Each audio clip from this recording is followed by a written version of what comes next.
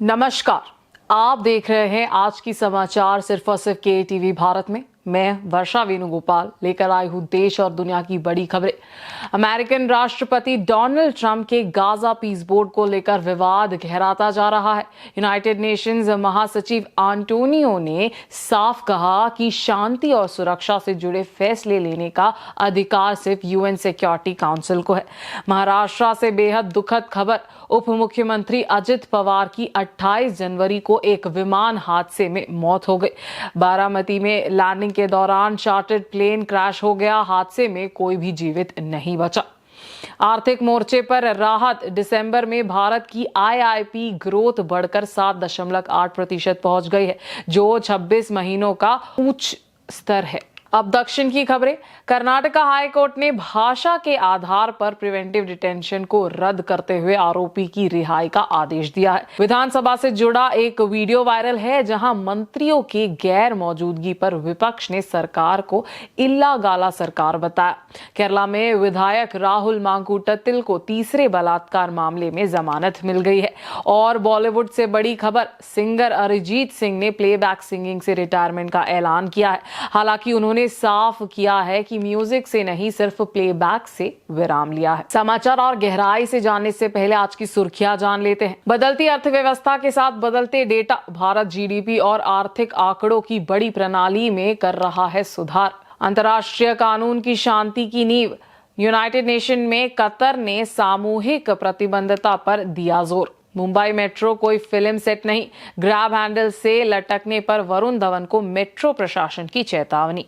भारत को बढ़त, ट्रंप प्रशासन ने माना। इंडिया यूरोप एफटीए में भारत मजबूत स्थिति में। अब समाचार विस्तार से। अमेरिकन राष्ट्रपति डोनाल्ड ट्रंप की गाजा पीस बोर्ड को लेकर अब अंतर्राष्ट्रीय स्तर पर सवाल खड़े हो रहे हैं। आरोप है कि ट्रंप यूनाइटेड नेशंस की तर्ज पर एक समर्थन अंतर्राष्ट्रीय संगठन बनाना चाहते हैं, जो पूरी तरह उनके नियंत्रण में होगा।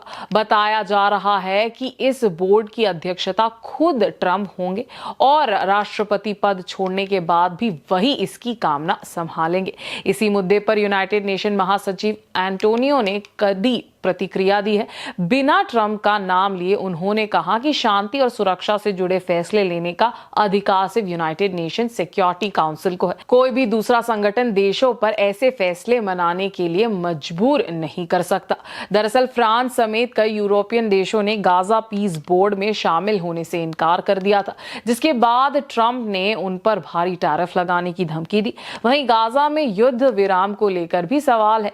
इजरायल लगातार उल्लंघन कर रहा है। प्रधानमंत्री नेतन्याहू ने सैनिकों की मौत के लिए अमेरिका को जिम्मेदार बताया है और भविष्य में अमेरिकन मदद पर निर्भरता कम करने की बात कही है। महाराष्ट्र के उप मुख्यमंत्री अजित पवार की एक विमान हादसे में मौत हो गई है। यह हादसा 28 जनवरी को हुआ, जब अजित पवार एक चार्टर्ड प्लेन से मुंबई से अपने गृह क्षेत्र बारामती जा रहे थे। नागरिक उद्यान महानिदेशालय के मुताबिक वीएसआर वेंचर्स का ये लियरजेट 45 प्लेन लैंडिंग के दौरान दुर्घटनाग्रस्त हो गया और उसमें आग लग गई। प्लेन में कुल 5 लोग सवार थे, जिनमें अजित पवार, उनके 2 स्टाफ मेंबर्स और 2 क्रू मेंबर्स शामिल थे। अधिकारियों ने बताया कि हादसे में कोई भी जीवित नहीं बचा। प्रत्यक्षदर्शियों के अनुसार प्लेन गिरते ही उसमें आग लग गई और कई धमाके हुए, जिससे किसी को बचने का मौका नहीं मिल पाया। बताया जा रहा है कि प्लेन को इमरजेंसी लैंडिंग करनी पड़ी थी, लेकिन दुर्घटना का कारण अभी साफ नहीं है। प्रधानमंत्री नरेंद्र मोदी ने इस घटना को चौंकाने वाला और बेहद दुखद बताया है। फिलहाल हादसे की जांच जारी है। भारत की औद्योगिक उत्पादन दर यानी आईआईपी दिसंबर महीने में 7.8% तक पहुंच गई है। ये पिछले 26 महीनों का सबसे ऊंचा स्तर है। नवंबर में आईआईपी ग्रोथ 6.7% थी, यानी दिसंबर में साफ बढ़ोतरी देखने को मिली है। इस तेजी की सबसे बड़ी वजह मैन्युफैक्चरिंग और बिजली उत्पादन में सुधार रहा है। मैन्युफैक्चरिंग सेक्टर, जो आईआईपी का सबसे बड़ा हिस्सा है, दिसंबर में 8.1% बढ़ा। वहीं माइनिंग सेक्टर की ग्रोथ भी बढ़कर 6.8% हो गई। खास बात यह रही कि बिजली उत्पादन, जो नवंबर में गिरावट में था, दिसंबर में 6.3% की बढ़ोतरी के साथ मजबूत वापसी करता दिखा। उपयोग के आधार पर देखें तो इंफ्रास्ट्रक्चर और कंस्ट्रक्शन सेक्टर में 12.1% की मजबूत ग्रोथ रही। कैपिटल गुड्स में भी अच्छी बढ़ोतरी दर्ज की गई। वहीं उपभोक्ता मांग की बात करें तो कंज्यूमर ड्यूरेबल्स और नॉन ड्यूरेबल्स दोनों में तेज बढ़ोतरी देखी, जो देश की अर्थव्यवस्था में मजबूत डिमांड का संकेत देती है। अब जरा नजर डालते हैं दक्षिण की ओर। कर्नाटका हाई कोर्ट ने एक बड़े फैसले में प्रिवेंटिव डिटेंशन यानी निवारक हिरासत के आदेश को रद्द कर दिया है। कोर्ट ने कहा कि जिस व्यक्ति को हिरासत में लिया गया था उसे दिया गए सभी डॉक्यूमेंट्स कन्नड़ा भाषा में नहीं थे, जबकि वह व्यक्ति सिर्फ कन्नड़ा ही पढ़ लिख सकता है। हाई कोर्ट ने साफ कहा कि इंग्लिश में दिए गए डॉक्यूमेंट्स की वजह से आरोपी अपने बचाव में सही तरीके से अपील नहीं कर सका, जो कि संविधान के आर्टिकल 22 क्लॉज 5 का उल्लंघन है। ये आदेश न्यायमूर्ति अनु शिवरामन और न्यायमूर्ति विजय कुमार ए पाटिल की पीठ ने दिया। मामले में आरोपी की मां पवित्रा ने याचिका दायर की थी। कोर्ट ने यह भी बताया कि आरोपी पर 13 केसेस थे, लेकिन 8 मामलों में वह बरी हो चुका था, जिससे नजरअंदाज किया गया। साथ ही कुछ डॉक्यूमेंट्स अवैध और पढ़ने लायक नहीं थे।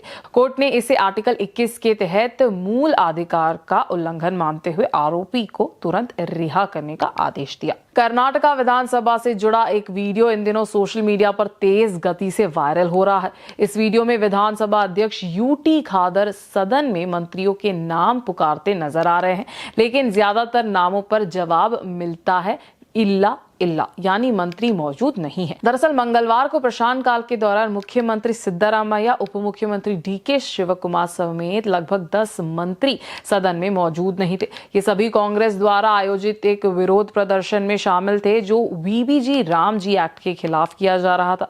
इस मौके के फायदे उठाते हुए विपक्ष बीजेपी ने सरकार पर तांज कसते हुए इसे इल्ला गाला सरकार यानी गैर मौजूद सरकार कहा।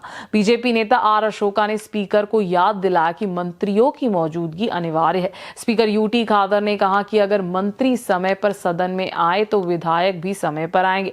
इसके बाद जब लगातार मंत्रियों के नाम पुकारे गए और कोई जवाब नहीं आया तो विपक्ष ने जोरदार नारेबाजी की। बीजेपी विधायक वी सुनील कुमार ने कहा, ना मंत्री है, ना योजनाएं, ना फंड, इसलिए ये इल्ला गाला सरकार है। केरला के विधायक राहुल मांकुटतिल को तीसरे बलात्कार मामले में बड़ी राहत मिली है। पत्तनमतिट्टा के सेशंस कोर्ट ने बुधवार को उन्हें जमानत दे दी। ये जमानत आदेश प्रधान जिला एवं स्तर न्यायाधीश एन हरि कुमार ने दिया। फिलहाल राहुल मांगुटतिल मावेली करा सब जेल में बंद है। कोर्ट ने अपने आदेश में कहा कि पीड़ित इस समय कनाडा में रह रही है, इसीलिए उन्हें डराने या प्रभावित करने की आशंका सिर्फ आतकालों पर आधारित है। कोर्ट ने यह भी कहा कि कथित अपराध होटल के कमरे में हुआ बताया गया है, जहां किसी स्वतंत्र गवाह की संभावना नहीं है। ऐसे में आरोपी द्वारा गवाहों को प्रभावित करने की संभावना कम है। कोर्ट ने माना कि राहुल मांगुटतिल एक वर्तमान विधायक और प्रमुख राजनीतिक नेता है, इसीलिए उनके फरार होने का या कानून से बचने की संभावना नहीं है। कोर्ट के अनुसार जांच पूरी करने के लिए उनकी लंबी हिरासत जरूरी नहीं है और जांच जमानत पर रहते हुए भी जारी रह सकती है। कोर्ट ने जमानत के लिए 50,000 रुपए का बॉन्ड भरने का आदेश दिया है। साथ ही आरोपी को गवाहों को डराने, सबूतों से छेड़छाड़ करने या पीड़ित से किसी भी माध्यम खासकर सोशल मीडिया के जरिए संपर्क करने से सख्त मना किया गया है। इससे पहले निचली अदालत ने उनकी जमानत याचिका खारिज कर दी थी। राहुल मांगुटतिल पर कुल 3 यौन उत्पीड़न का मामला दर्ज है। कांग्रेस पार्टी ने उन्हें पहले निलंबित किया और बाद में पार्टी से निकाल दिया। हालांकि वे अब भी पालक्काड़ के विधायक बने हुए हैं। खबर बॉलीवुड से जुड़ी है। म्यूजिक इंडस्ट्री से एक बड़ी खबर सामने आई है। मशहूर सिंगर अरिजीत सिंह ने 27 जनवरी 2026 को अपने प्लेबैक सिंगिंग करियर से रिटायरमेंट का ऐलान कर दिया है। लेकिन इस ऑफिशियल अनाउंसमेंट से पहले अरिजीत ने अपने एक प्राइवेट यानी लॉग्ड एक्स अकाउंट पर एक पोस्ट लिखी थी, जिसमें उन्होंने अपने फैसले की असली वजहें बताई है। अरिजीत ने लिखा कि एक लिसनर के तौर पर लोगों ने सालों तक जो प्यार दिया उसके लिए वो सबसे धन्यवाद करते हैं। उन्होंने कहा कि अब वो प्लेबैक सिंगर के तौर पर कोई नया काम नहीं लेंगे, लेकिन ये सफर उनके लिए बहुत खूबसूरत रहा है। अरिजीत ने साफ किया कि वो म्यूजिक बनाना बंद नहीं कर रहे हैं। उनके कुछ पुराने कमिटमेंट्स बाकी है, इसीलिए आने वाले समय में उनके कुछ गाने रिलीज होते रहेंगे, यानी ये उनका आखिरी गाना नहीं होगा। रिटायरमेंट की वजह बताते हुए अरिजीत ने लिखा कि उन्हें चीजों से जल्दी बोर लगने लगता है और वो अब कुछ नया करना चाहते हैं। साथ ही उन्होंने ये भी कहा कि वो चाहते हैं कि नए सिंगर्स आगे आए जिनसे उन्हें भी प्रेरणा मिले। जरूरी बात यह है कि प्लेबैक सिंगिंग से रिटायरमेंट का मतलब म्यूजिक से रिटायरमेंट नहीं है। लाइव कॉन्सर्ट्स, इंडिपेंडेंट म्यूजिक और नए एक्सपेरिमेंट्स के रास्ते भी खुले हैं। यानी साफ है, अरिजीत सिंह ने प्लेबैक को विराम दिया है, म्यूजिक को नहीं। तो ये थी आज की ताजा खबरें। देश और दुनिया में हर पल बदलती स्थिति पर नजर रखना बेहद जरूरी है। हम आप तक लाते रहेंगे सटीक और भरोसेमंद अपडेट्स में। वर्षा वेणुगोपाल आपसे विदा लेती हूँ। देखते रहिए KTV भारत।